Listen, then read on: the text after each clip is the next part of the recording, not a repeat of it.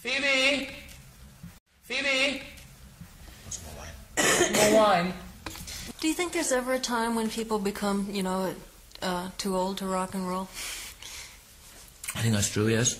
I mean, but I mean, I don't think I've quite reached it. I mean, the moment, I don't think it's a fact of being too old to rock and roll. I think you can jig and dance about it as long as you want. It's when you, I just feel it's, if you find there comes a time where your records aren't selling as much, and I'd hate to do a downward tread, if you know what I mean, and suddenly still keep going as Queen, doing, say, the lesser venues. I mean, now that I've tasted the top whack, I mean, I would hate to suddenly think that, okay, we can't fill, say, certain auditoriums. I just leave them and do something else. Still maintaining the Queen thing, rather than keep going back and say, okay, you played, we played, say, Madison Square Gardens, say, 4 times in a row, every time we do it. If suddenly we go back and we realize that we can only, say, do one show, I don't think I'd like to do that. I'd like to do something totally different. I'd rather go as Queen and do a very small club or something. So it's different. Going and doing Madison Square Garden once because you can't sell it out more than 3 times would be a downward step. I don't want to do that. I don't want to do that. Yeah. Get out on top. But basically, in the end, we're here to sell records. So it doesn't. To be honest, I don't care where I play. In the end, it's the records. And if the records, okay, one album didn't sell as much as the last, that doesn't matter. But if there was a sort of, if you just felt inside you that, you know, the records weren't selling, you have to just do it in a different way. Nobody is a better critic than oneself. You're dead right. You're dead right. But sometimes you have to sort of be very honest with yourself, and sometimes a lot of people want to keep going at it, and I know, as far as I'm concerned, my own personal character is that I just couldn't do. I mean, I want the best, and if I've reached a certain goal and I suddenly can't maintain that, I'll just get out of it and do something else, rather than keep, you know, it's just, I don't want to end up like Gloria Swanson, you know, sort of just, you just have to move.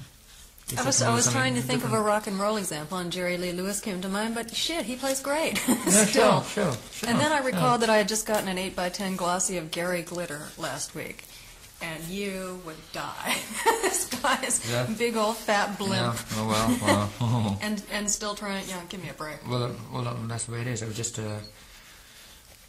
I mean, you know, rock and rollers can keep rocking. It just doesn't mean you have to keep doing in the same idiom.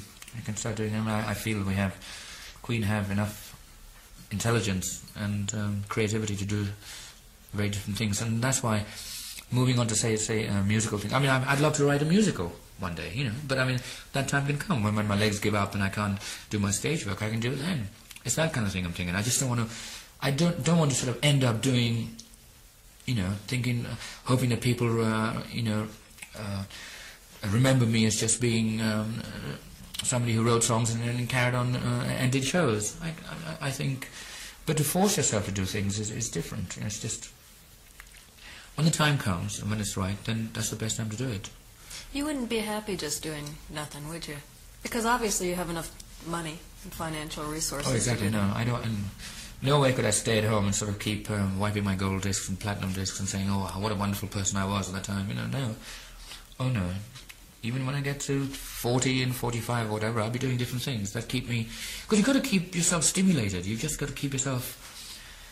And there are so many different things that keep me stimulated. So I mean, it doesn't have to just be Queen all the time. At the moment, I mean, the last 10 years or whatever, there's so much within Queen that wanted me, that kept my adrenaline going, that I wanted to do it.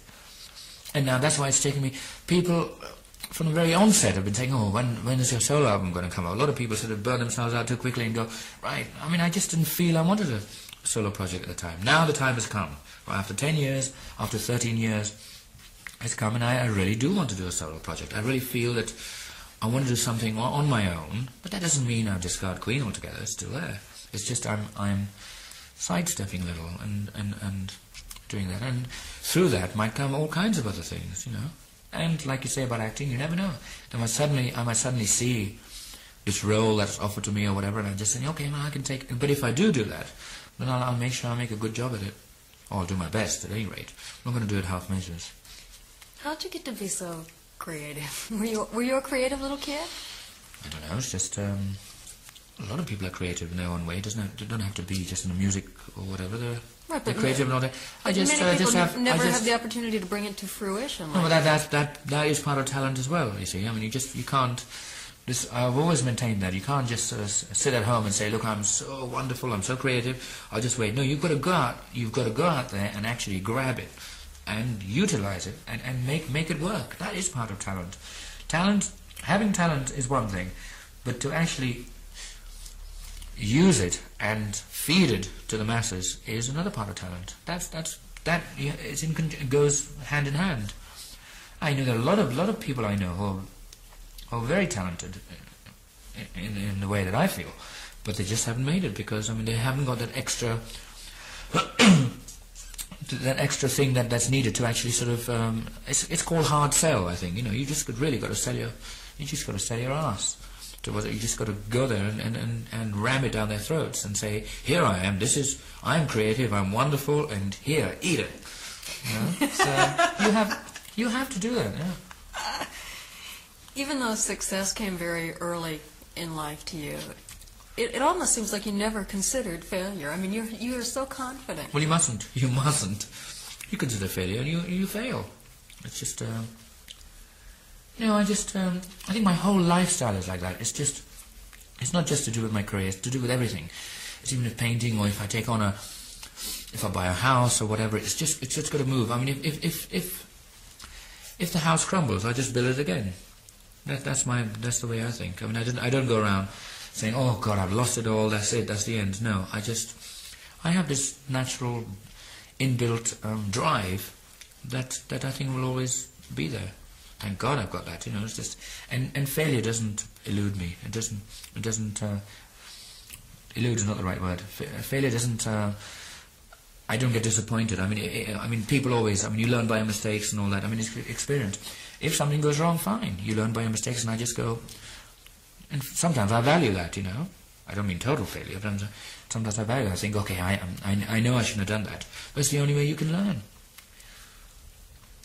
I can remember you telling me a couple of years ago that your mom and dad, when you first started out, were not too happy about your choice of career. That in itself instilled me into thinking that it should be right.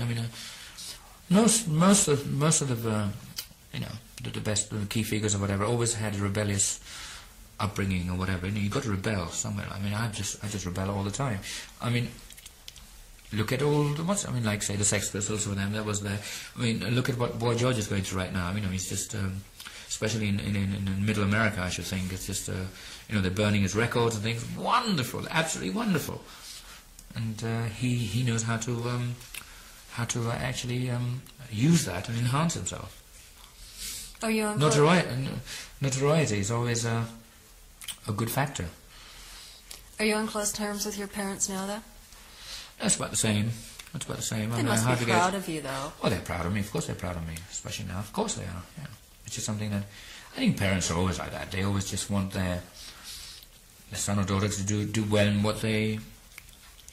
what they choose. Sometimes... Of course, in the early part of us, parents always have a preconceived idea of what their sons and daughters should do. But afterwards, when you grow up and you take over and...